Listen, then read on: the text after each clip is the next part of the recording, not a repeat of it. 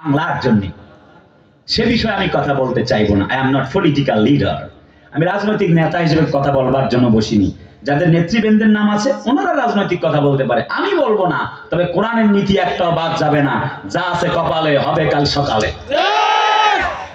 আলেমদেরকে হকের পক্ষে কথা বলা লাগবে, ঠিক কিনা? তারা বাংলাদেশকে স্বাধীন করতে ছাত্র জনতা 2000 জীবন দিয়েছে। যদি ইসলামের নবী, কোরআন, আল্লাহ দিন, আল্লাহকে যদি নিয়ে কটূক্তি করে বাংলার মুসলমানেরা তা বরদাস্ত করতে পারে না। আরে আওয়াজ দেন তো, ঠিক কিনা? কোথাকার আউল ফাউল বাউল আবুল সরকার যেই হোক না কেন, আসাদ নূর আর অপূর্ব পাল যেই হোক না কেন, আমার নবীকে নিয়ে, আল্লাহকে নিয়ে, কোরআনকে কটূক্তি করলে ওর গর্দান উড়ায় দেওয়া হবে। আল্লাহর নবীকে নিয়ে, ইসলামকে নিয়ে, আল্লাহকে নিয়ে কটূক্তি করলে কুল আউযু বিরাব্বিন নাস মালিকিন নাস ইলাহিন নাস, আল্লাহ নাকি বলছে নাস নাস নাস। ওরে বাপ্পা, বলে না কেন, ঠিক কিনা? আমি বলবো বেটা, তুমি কোরআন মানবা না, হাদিস মানবা না, ইসলাম মেনে চলবা না, ইসলামের অনুশাসন আমি তোমাকে জোর করে মানাতে পারবো না। কিন্তু ইসলাম, কোরআন, আল্লাহ দিনকে নিয়ে কটূক্তি করলে আল্লাহর কসম তোমাকে ছাড় দেওয়া হবে না, তোর জিহ্বা টান দিয়ে ছিঁড়ে ফেলা হবে। ছাত্র জনতা যেমন 2000 জীবন দিয়েছে বাংলার জন্য, প্রয়োজনে ইসলাম, মুসলমান, আল্লাহর শান এবং মান, নবীর ইজ্জত রক্ষায় প্রয়োজনে 2 লক্ষ ছাত্র জনতা জীবন দিবে, রক্ত দিবে, হাত দিবে, পা দিবে, শহীদ হবে। আল্লাহর কসম একটি মুহূর্তের জন্য আল্লাহ এবং কোরআনের সামনে বেয়াদবিমূলক কথা বরদাস্ত করবে না, করবে না, করবে না। এই পক্ষে কারা কারা রাজি? দু হাত তুলে আল্লাহকে দেখা।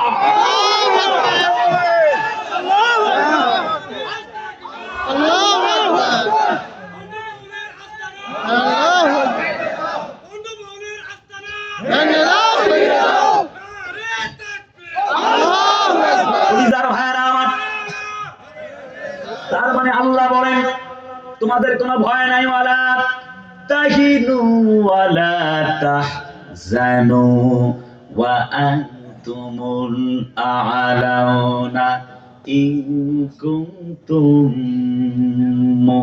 মুমিনিন। তোমরা ভয় পেও না, একটুকু চিন্তিত হয় না, হতাশ হও না, ঘাবড়ে যেও না। যদি তোমরা মুমিন হও তোমরাই বিজয় লাভ করবে।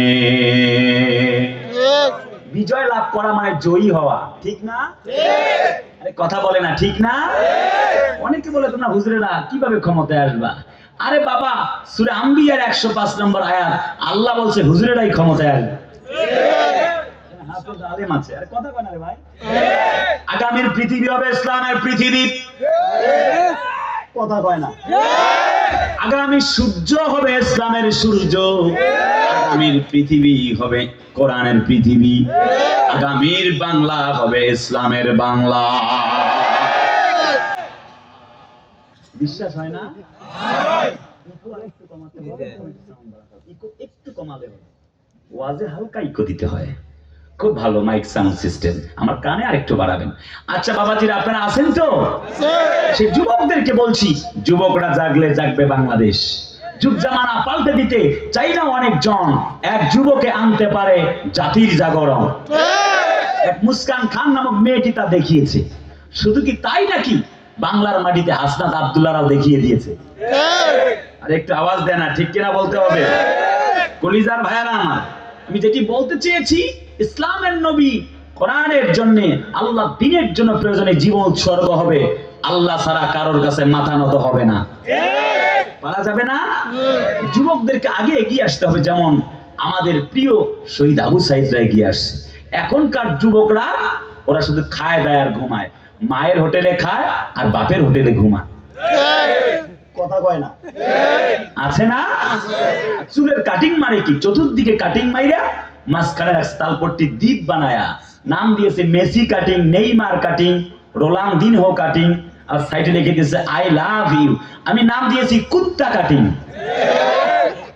আছে না নাই? আরে এখানেও আছে, এখানে নেই। মাশাআল্লাহ, খুব ভালো আপনারা। কিছু কিছু আমার মেয়ের আবার আছে এরকম গাঞ্জাখোর ছেলে ছাড়া পছন্দই করে। আরে বেটি, ওরা তো রাতের বেলা গাঁজা খেয়ে ঘুমাইছে, ফজরের পরে ঘুমায়, এক ঘুমে কিয়ামত মানে হলো আসর। সারা রাত গেল, দিন গেল, নিজের দেহের খবর রাখে না, তোমার খবর রাখবে কখন? কথা কয় না রে। দাড়িওয়ালা ছেলে গেলে আলাপ যদি নিয়ে যায় পাত্র, তাহলে বলে না মুরব্বি, উহু উহু। আরে কথা কয় না রে, বলে না চাচা চাচা নাকি লাগে। হাই রে, তাহলে মনে করবা এরা অরিজিনালি বোরকাওয়ালি না। যারা দাড়িওয়ালা ছেলেদের পছন্দ করে না, এরা হচ্ছে নকল বোরকাওয়ালি। কথা না ঠিক কিনা? একেবারে বোরকা, নেকাব, হাত মোজা, পা মোজা দেখলে ভাইয়া সালাম আলাইকুম, সালাম আলাইকুম, সালাম আলাইকুম, সালাম আলাইকুম, মনে হয় কেবলই জান্নাত থেকে পালিয়ে আসছে। অথচ আসল বোরকাওয়ালি না, এরা হচ্ছে নকল বোরকাওয়ালি। এদের উপরে ফিটফাট তো ভেতরে সদর ঘর। এদের থেকে তোমাদেরকে 10 হাত দূরে থাকা লাগবে, না আরো বেশি? যুবকগুলা কয় না আরো বেশি কিনা? চিল্লায় বলো।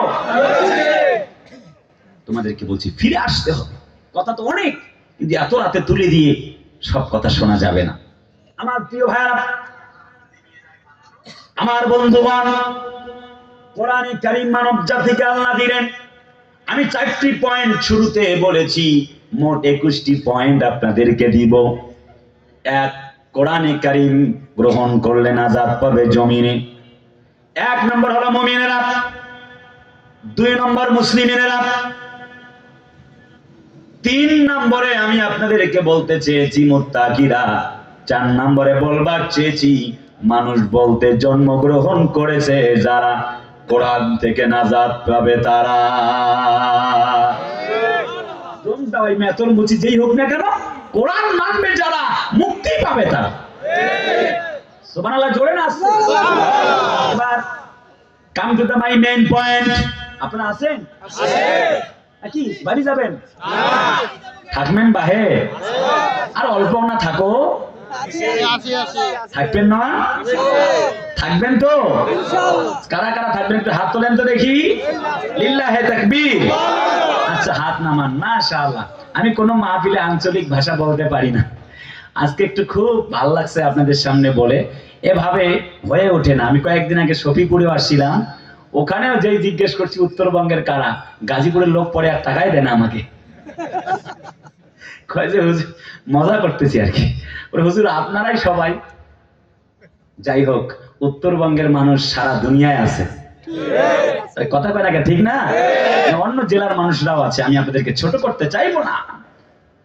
তাহলে যে ব্যাপারটা আমি বলতে চেয়েছিলাম, কোরআনের নবীজি আমার জন্ম গ্রহণ করলেন 570 610 খ্রিস্টাব্দে। কোরআন নাজিল হয়ে গেল যখন, চতুর্দিক থেকে বাধা শুরু হয়ে গেল তখন। শুনতেছেন? হযরত নবীজি বললেন, কুলু লা ইলাহা ইল্লাল্লাহ তুফলিহুন। কলমা পড়ো, ঈমান আনো, আল্লাহ ছাড়া আর কোন মালিক নাই। আছে? চিল্লাই কর না, আছে? This is the book where there is no doubt in it. এই কিতাব মানো, দালিকাল কিতাব লা রাইবা ফি, যাতে কোনো সন্দেহ নাই। লোকেরা বলল, বেটা তাব্বাল্লাকা ইয়া মুহাম্মদ, এ মুহাম্মদ তুই ধ্বংস হয়ে যা। আল্লাহ বলছেন, don't be frustrated, don't be sad, don't be afraid, you will be victorious. শোনো মুহাম্মদ, তুমি হতাশ হও না, দুঃখিত হও না, যদি তুমি মুমিন হও তোমরাই বিজয় লাভ করো। আমার তো মন বলে, বিগত 17 বছরে আমার রাবেয়া বসরি খালা আলেমদেরকে নির্যাতন নিপীড়ন করেছেন। কথা কয় না? আমি রাজনৈতিক কোনো কথা বলবো না। কোন দল করছিলেন আবেগে পইরা, আপনারা নিরীহ মানুষ। আমি আপনাদের বিরুদ্ধে কোনো কথা বলবো না, বরং বলবো ইসলামের ছায়াতলে আপনাকে স্বাগতম। আসুন একসাথে আল্লাহর দিন কায়েম করতে চাই।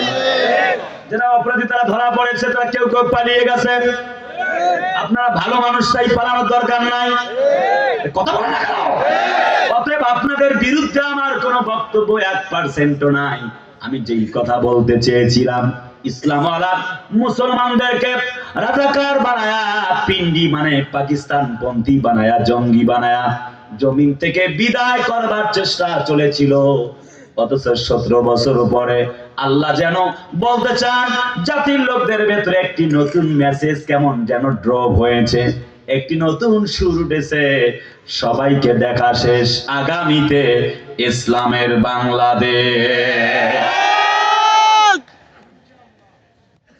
বুঝলে বুঝপাতা, না বুঝলে তেজপাতা। আরে কথা কয় না। তাহলে আমার বন্ধুগণ, নবীর উপরে বড় নির্যাতন, আর আল্লাহ কি বলে? আপনাকে ওয়াজ না করলে হবে না তো। আল্লাহ কি বলে যে ভয় নাই? আরে সুবহানাল্লাহ, সুবহানাল্লাহ। ব্যাপারটা কেমন দাঁড়ালো তাহলে? হযরত নবীজি দাওয়াত দেন সাফা পাহাড়ে দাঁড়িয়ে, চতুর্দিক থেকে বাধা। মায়ার নবীজি, দয়ার নবীজি আমার দাওয়াত দিতে লাগলেন। এমনি করে পর্যায়ক্রমে পরিস্থিতি এমন হয়ে গেল, কাফের বেঈমানরা তাকে ব্যারিকেড দিল চতুর্দিক থেকে। নবীজি ঘরের মধ্যে শোয়া। On the way, in the meantime, জিবরিল আমিন চলে আসলেন।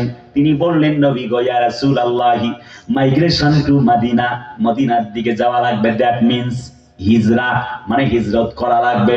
নবীজির মনটা খারাপ হয়ে গেল। চতুর্দিক থেকে হামলা মামলা। নবীজি ডিসিশন নিতে দেরি করলেন না, চলে যাবেন। নবীজির চোখ বেয়ে বেয়ে পানি পড়ছে।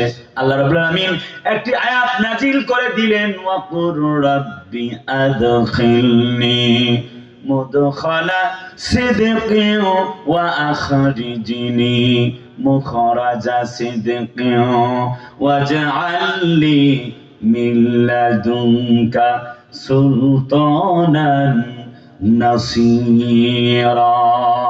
জোরে কোন আল্লাহু আকবার।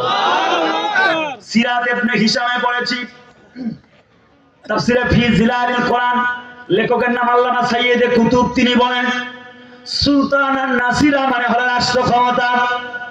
নবীজির মনটা যখন খারাপ, তখন আয়াত নাজিল হয়ে গেল, নবী এই মক্কা নগরীর ইমাম বানায়া, রাষ্ট্রনায়ক বানায়া, আল্লাহ রাব্বুল আমিন আমি তোমারে আবারও ফিরায়া নিয়ে আসবো। নবীজির মনটা কিছুটা ভালো হতে লাগলো। নবীজি হাতের মধ্যে এক মুষ্টি বালু নিলেন, এমনি করে ছিটায়া দিলেন। উত্তরবঙ্গে বলে ছিটায়া দেওয়া, কথা বলে না, ঠিক না? আরে নবীজি এমনি করে যখন ছিটায়া দিলেন, মানে হচ্ছে ছুঁড়ে মারলেন, বইয়ের ভাষা। আল্লাহ তাআলা বলেন, ওমা রামাইতা ইয রামাইতা ওয়ালাকিন্নাল্লাহা রামা। বন্ধুগণ, শুধুমাত্র তুমি ছুঁড়ে মেরেছিলে, আর প্রত্যেকটা কাফেরের চোখে চোখে পৌঁছায় দেবার দায়িত্ব আমি আল্লাহ নিজেই নিয়েছিলাম। নবীজি আমার হিজরত করে চলে গেলেন, আল্লাহর ফয়সালা। নবীজি টেনশন করো না, নবীজি হিজরত করলেন। 624 খ্রিস্টাব্দ প্রথম যুদ্ধ হবে মুসলমান এবং কাফের। রাতের বেলা হযরত নবীজি কাঁদেন, সিজদায় পড়ে আল্লাহকে বলেন, রব্বুল আলামিন সকালবেলা হলে তোমার কোরআন মিটে যাবে। তুমি কি চাও নাকি মুহাম্মদের নামটা না থাকুক? কোনো আপত্তি নাই।